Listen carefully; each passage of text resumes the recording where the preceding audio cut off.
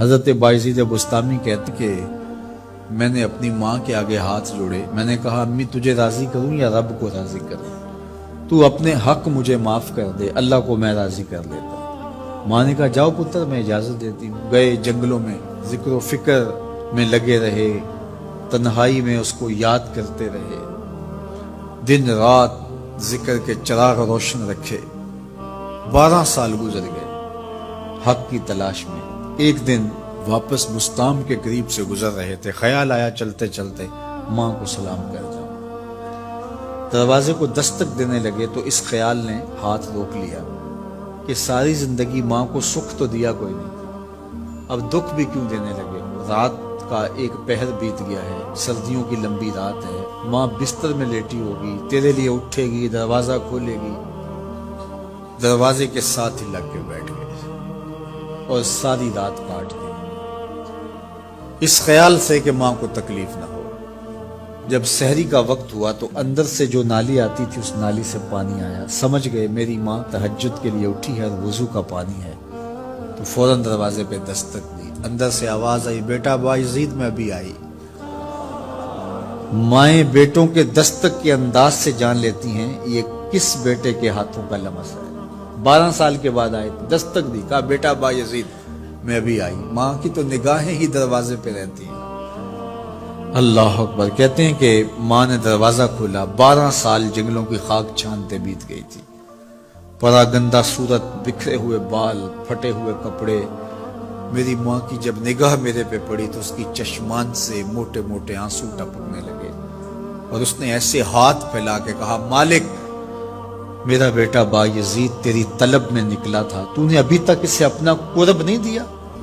حضرت بایزید بستامی کہتے ہیں 12 سال کی ریاستوں سے جو کچھ نہیں ملا تھا ماں کے اٹھے ہوئے ہاتھوں سے مل گیا۔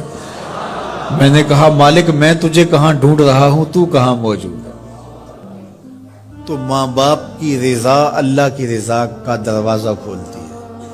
جن لوگوں کے ماں باپ ناراض ہیں اور وہ جا کے پیر صاحب کی خدمت کرتے ہیں اور میاں ماں کے قدم چومو، باپ کی ٹانگیں دباؤ، ان کی خدمت کرو، تمہارے پہلے مرشد وہ ہیں، ان کو راضی کرو، پھر کسی شیخ کامل کی صحبت میں آنا، دیکھو کیسے دل کی بند کھڑکیاں کھلتی ہیں۔ ایک مرشد تو ناراض کر آئے اور دوسرے مرشد سے تمہیں کیا ملے گا؟ تو راستہ یہیں سے کھلے گا۔ والدین کو کبھی ناراض نہ کرو، والدین کو کبھی دکھ نہ دو، والدین کو کبھی تکلیف نہ پہنچاؤ، اور والدین کو بھی چاہیے کہ اپنی اولاد کو اپنا نافرمان نہ بنائے۔ ایک بزرگ فرماتے ہیں کہ مجھے برابر 30 سال ہو گئے ہیں کہ میں اپنی اولاد کو کوئی حکم ہی نہیں دیا، کوئی حکم نہیں دیا۔ کوئی چیز مجھے چاہیے بھی ہوتی ہے تو میں بصیغہ امر نہیں کہتا، بلکہ ایسی بات کرتا ہوں، پانی چاہیے تو یہ نہیں کہتا بیٹا پانی لے کر آؤ، میں ویسے کہتا ہوں پیاس لگی ہوئی ہے، تو اگر وہ سمجھ جائے اور وہ خود لے آئے تو اچھی بات ہے، لیکن اگر وہ نہ لائے تو میں نے اس کو حکم ہی نہیں دیا، امر ہی نہیں کیا، تو اس امر کی مخالفت ہی لازم نہیں آئے گی۔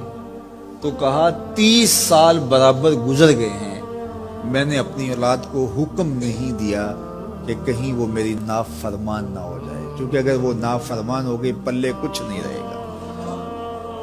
جو اولاد ماں باپ کی نافرمان ہوتی ہے وہ ہوا میں بھی اڑیں، وہ چرخ پہ بھی جھولیں، وہ زمین پہ گرنے والی ہوتی ہیں، کبھی کامیاب نہیں ہو سکتی وہ اولادیں جو ماں باپ کی گستاخ، بے ادب اور نافرمان ہوتی ہیں۔ وہی اولادیں سرخرو، کامیاب اور کامگار اور بامراد ہوتی ہیں جو ماں باپ کی خدمت کرتی ہیں، ماں باپ کی دعائیں لیتی ہیں۔ وہ ایک بچہ ماں باپ کے پاؤں دبا رہا تھا، تو ایک بچہ ایک بر اعظم میں، دوسرا دوسرے بر اعظم میں، تیسرا تیسرے بر اعظم میں بڑے بڑے کاروبار کر رہا تھا۔ تو کوئی اس کا دوست ملنے آیا، اس نے کہا کہ اس نکمے کو بھی کہیں بھیج دو، فلاں جو ہے وہ یورپ میں ہے، فلاں امریکہ میں ہے، وہاں اتنی بڑی کمپنی اس نے کھولی ہوئی ہے، اس نکمے کو یہاں بٹھایا، اس کو بھیج دو، یہ تو نکمہ کسی کام کا نہیں۔ کہا یہ نکمہ ہی تو میرے کام آ رہا ہے، کہ نکمہ ہی تو میرے کام آ رہا ہے۔ تو اولاد خوش نصیب ہے کہ اپنے ماں باپ کی خدمت کرے اور ان کے ساتھ حسن سلوک کرے۔